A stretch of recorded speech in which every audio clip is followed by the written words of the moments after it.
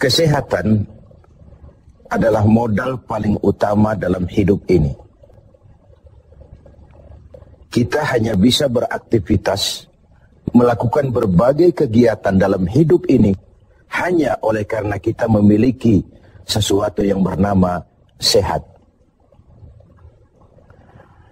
Kecenderungan kita adalah baru merasakan pentingnya suatu nikmat kalau dia sudah berkurang atau bahkan hilang sama sekali dari diri kita.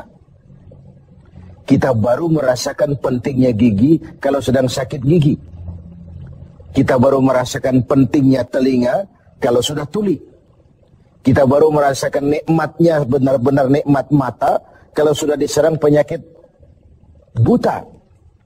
Sepanjang dia ada, normal, kita kadang-kadang kurang menjaga dan memeliharanya.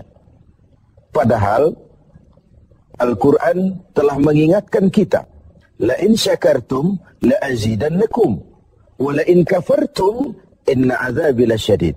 Kalau kamu pandai bersyukur dalam artian menjaga nikmat, menjaga karunia yang diberikan Allah kepadamu, aku akan tambah nikmat itu kepadamu.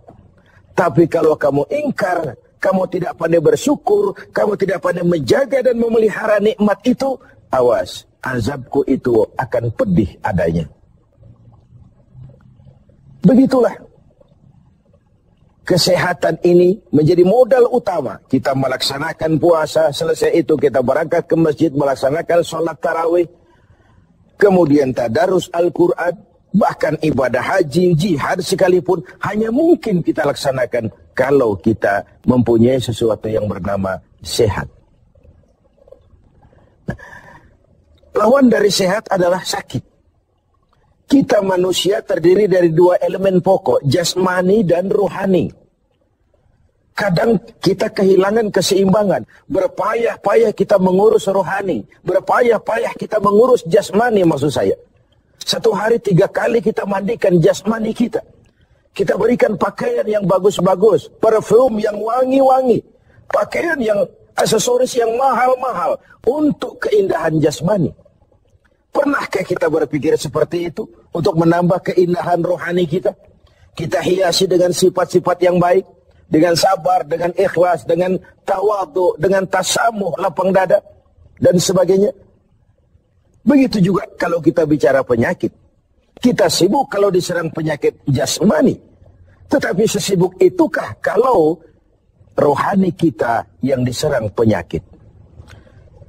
Al-Imamul Ghazali membagi penyakit itu dalam 2 macam. Pertama penyakit zahir, dan yang kedua penyakit batin, penyakit rohani. Apa perbedaan dari kedua penyakit ini? Yang pertama, penyakit zahir banyak dokternya.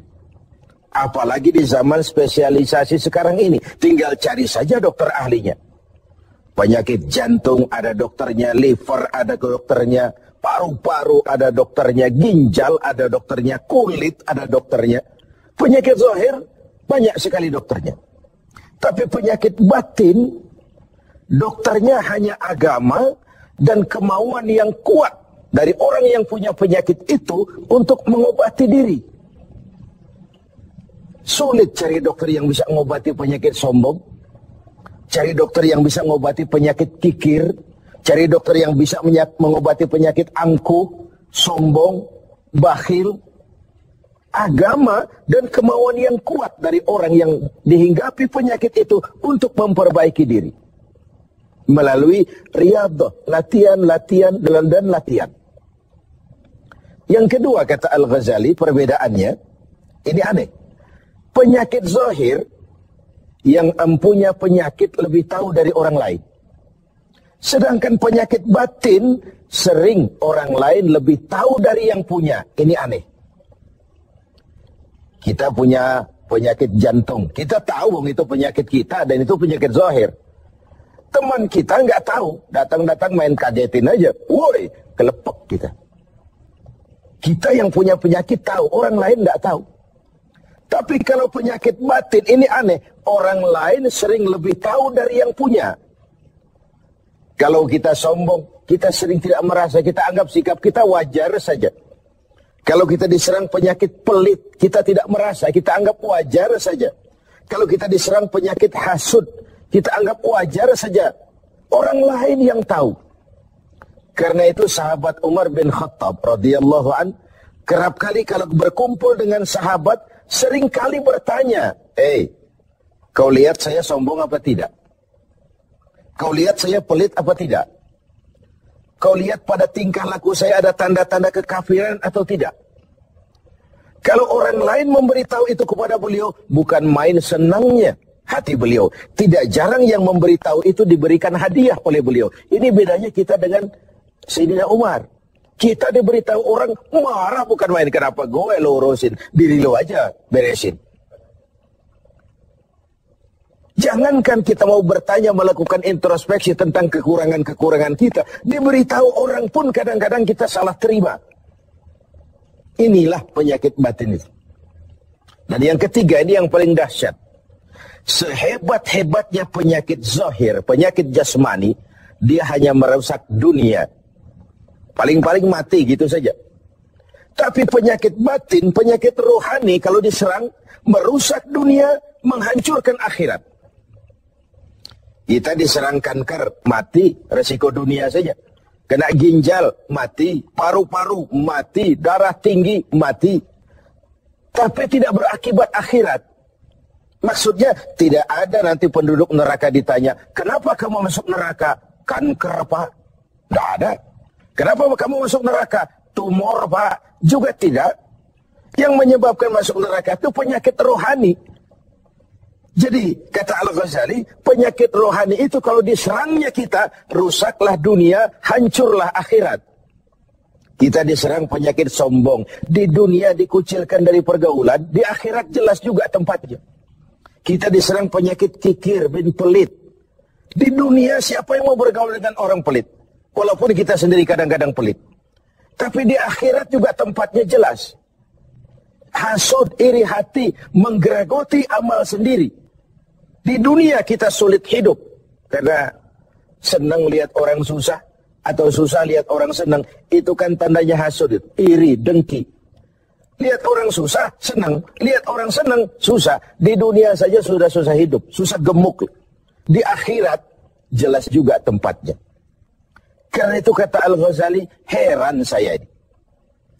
Kalau diserang penyakit zahir, cepat-cepat kita lari ke dokter. Tidak ada uang berutang pinjam pun maulah. Diserang demam, diserang flu, diserang segala macam penyakit zahir. Panik, cepat lari ke dokter. Atau paling tidak puskesmas yang terdekat.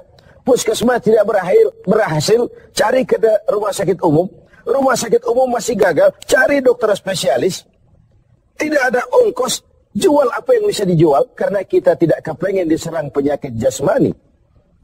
Tapi kalau diserang penyakit rohani, kata Al-Ghazali, kita sering tenang-tenang saja. Padahal diserang penyakit rohani itu celaka dunia, hancur akhirat kita. Sehingga beliau menghimbau, kalau kita begitu bersungguh-sungguh mengobati penyakit jasmani, yang kalau diserang hanya merusak kehidupan dunia, betapa kita tidak akan lebih bersungguh-sungguh mencari obat penangkal penyakit, yang kalau diserangnya kita, rusaklah dunia, hancur jugalah akhirat kelak. Dengan puasa Ramadan, pada satu sisi kesehatan jasmani terjaga karena memberikan kesempatan istirahat kepada organ tubuh yang sudah bekerja seperti mesin 24 jam. Sementara jasmani diberikan kesempatan istirahat dengan makan dan minum yang teratur, rohani dihiasi. Dengan puasa timbul sabarnya, dengan puasa timbul jujurnya, dengan puasa timbul ikhlasnya, dengan puasa timbul sikap rendah hatinya. Dihiasi dengan perhiasan-perhiasan yang menyehatkan rohani kita. Inilah mana ucapan Nabi, sumu tasihu. Berpuasalah kau, niscaya kau akan sehat. Bukan sekedar sehat jasmani, tapi juga sehat rohani. Karena itu, kita sering berbangga dengan perhiasan jasmani, dengan berbagai merek yang kita pamerkan kepada teman-teman kita. Kita pakai jam tangan Rolex, kita pakai baju Versace, Gianni Versace, kita pakai tas Louis Vuitton, berpayah-payah kita menghiasi jasmani kita. Sementara rohani kita merana, rohani kita sakit, rohani kita kering kerontang, kita nyaris tidak pernah memberikan perhatian. Inilah Ramadan, nuansa di mana kita menumbuhkan keseimbangan antara pertumbuhan jasmani kita dengan kesehatan rohani kita. Kalau sehatlah jasmani dan sehatlah rohani, maka terciptalah keseimbangan, keindahan jasmani yang berpadu dengan keindahan rohani. Itulah bentuk yang kita dambakan dalam menjalani kehidupan ini.